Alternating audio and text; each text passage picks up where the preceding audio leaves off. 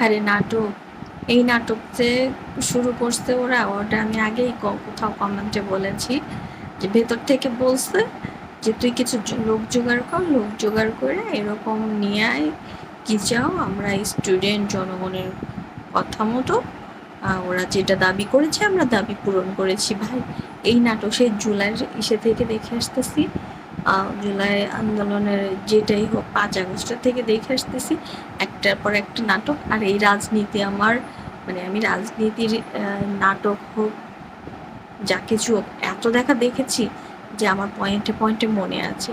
এ দখলদার রাজনীতিবিদরা যে এটা করবে এটা আমরা আগেই বুঝছি, আর একটার পর যে একটা এরকম করে সেটাও জানছি।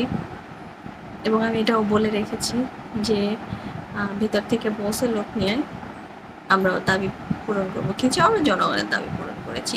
জনগণকে 2, 4, 500-তে এই 2, 4 বিহারি জামায়াতটা, বিএনপি তো নিষিদ্ধ করতে চায় না, বলেই নেই বিএনপি নিষিদ্ধ করো।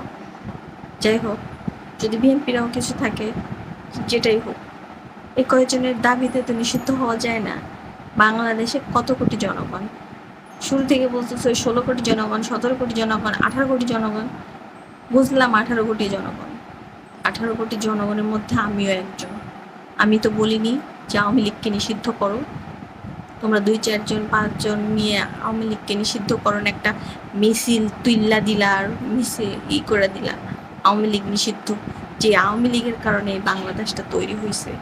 তোমরা তো অকৃতজ্ঞ জাতি।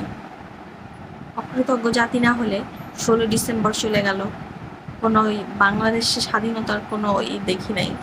26শে মার্চ গেছে, 21শে ফেব্রুয়ারি গেছে, সমস্ত দিবসগুলো গিয়েছে, কোনো দিবস পালন হয়নি। ছুটি বাদ দিলাম যে ছুটি নাই, কিন্তু সকালটা হলেও একটা দিবস পালন করা হইতো, সেই দিবসটা তোমরা কেউ পালন করো নাই। তোমরা কি ভাবছো আমরা বুঝি না? তোমরা পাকিস্তানের পা চাটতেছো, সবই বুঝি।